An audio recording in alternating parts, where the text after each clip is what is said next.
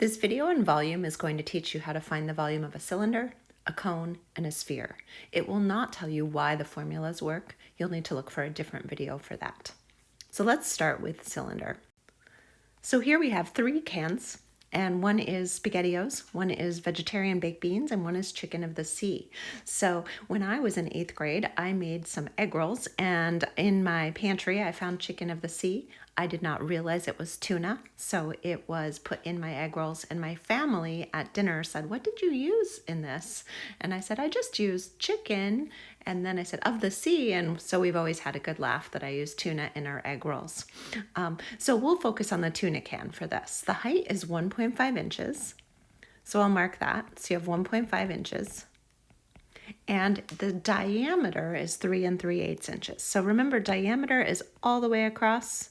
So if you go up and look in the formula, your formula calls for your radius. The radius is halfway across. So there's a couple things I need to do here. First thing I need to do is change 3/8 to decimal just to match the other. So to remember to do that, you divide the top number by the bottom number. So you divide 3 by 8. So you'll get 3.375 for your diameter. 3.375. Now divide that by 2. And again, you can be using a calculator for this. You'll end up with 3.375 divided by 2 gives you 1.6875. We typically round to 2 decimal places, so it'd be approximately 1.69. So our radius is going to be approximately 1.69. So the way this will work every time is you write your formula. Volume is pi r squared h. You fill in your numbers. Leave pi right now. Pi times 1.69 squared times your height of 1.5. Save pi for last in case the problem says leave in terms of pi. If they do that, then you can just go back to the very last second to the last step and you'll have that. So 1.69 squared is 1.69 times itself. So that would give you 2.8561. The more decimals you include in the problem, the more exact it will be. So I'll just keep them all. 2.8561. You can leave it in your calculator. That's the most convenient. Times 1.5. And that gives me 4.28415. So volume equals 4.28 approximately pi. So if they say leave in terms of pi, you are done right now, you would say inches cubed. However, many problems will say use 3.14 for pi. So now you can say, oh, it didn't say leave in terms of pi, so I'll plug in 4.28 times 3.14, and you can leave that whole number 4.28415 in your calculator and multiply it by 3.14, which is what I did. So your volume will be approximately equal to 13.45 inches cubed. So your 2 potential answers, I'll circle them in green, if they say leave in terms of pi, and if they don't say leave in terms of pi. So your formula for the volume of a cylinder is pi r squared h. Let's look at our next. Now we're going to go on to a cone. You'll see the formula 2 different ways for a cone. So you could see 1/3 pi r squared h. It's a third of a cylinder. There's lots of cool videos that show why this works. Or you can have pi r squared h divided by 3. So if you see 1/3 pi r squared h and you prefer to write it as pi r squared h divided by 3, go for it. The one that I like to use is this format. We just find the volume of a cylinder essentially and divide it by 3. So in this case, they say the snow cone has a diameter of 3.5. So remember, that's all the way across. So that means our radius is half of that. So I'll just mark that, your radius. And it gives you the height. And it says the height is 4 inches. So we'll mark that now. And then we will do 3.5 divided by 2, which will give you 1.75 for your radius. Both in inches. So now we're going to find just the volume of the cone. We're ignoring the half sphere on the top. We're finding just the volume of the cone. So we'll do the same thing as before. Volume is pi r squared h divided by 3. Plug in your numbers. Your volume is pi, save pi for last. R is 1.75 squared. Your height is 4 divided by 3. Now you go back to PEMDAS here and you think, oh, I do everything on top first. So here we've got 1.75 squared. Remember your order of operations, 1.75 times 1.75.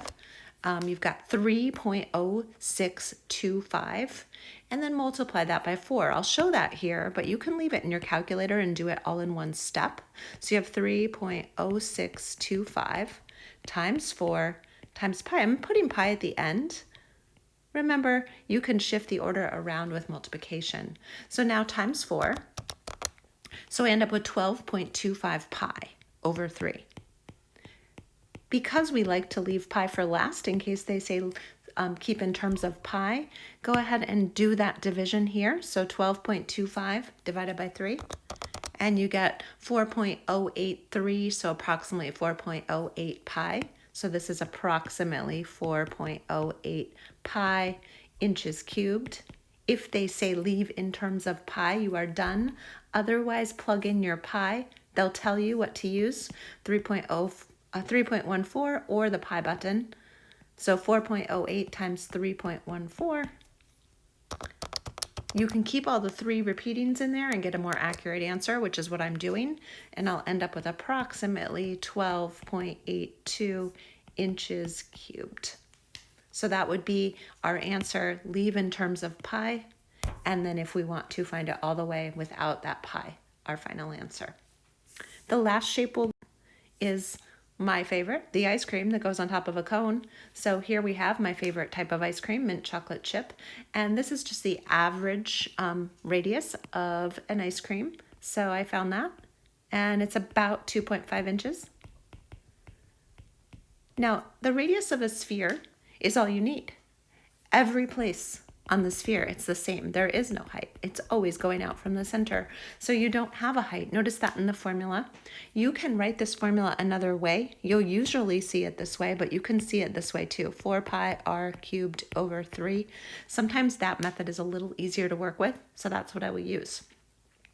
So volume equals 4 pi r cubed. Still save pi for last. So you're going to say volume equals 4. I'm going to shift the order right now. I'll put in 2.5 cubed, and I'll put the pi at the end over 3. So don't forget, do your 2.5 cubed first. Remember PEMDAS. Your 2.5 cubed is an exponent. So 2.5 times 2.5. You should be able to cube that in your calculator. We come up with 15.625. So volume equals 4 times 15.625. You can do this all in one step. And now I'll multiply that by 4, and I'll end up with 62.5 pi over 3. Again, if they ask you to leave it in pi, you are done at this point, except for you need to do your division. So let's do our division. 62.5 divided by 3, and I'll end up with 20.83 repeating. So it's approximately 20.83. That 3 repeats, pi inches cubed. But most of the time you'll want to go all the way, and they'll tell you that pi is 3.14, or they'll say use your pi button. So I'll multiply this. I'll keep that 3 repeating in there and multiply by 3.14, and I get 65.416, so it's approximately 65.42. If they don't tell you what to round to, always choose 2 decimal places, and it's inches cubed. So if you're leaving in terms of pi, here's your answer. If you're going to the end, here's your answer. Now we're done with our examples, but we could now say that we want to add and find what is the volume of an ice cream cone. And you kind of imagine that that goes underneath. So you would find the volume of the ice cream, which is a sphere, plus the volume of the cone, which is your cone. You can do any kind of problem. You just remember that you're adding them together, not multiplying them. So it's 2 separate steps where you have to find the volume of both shapes. Thanks for watching.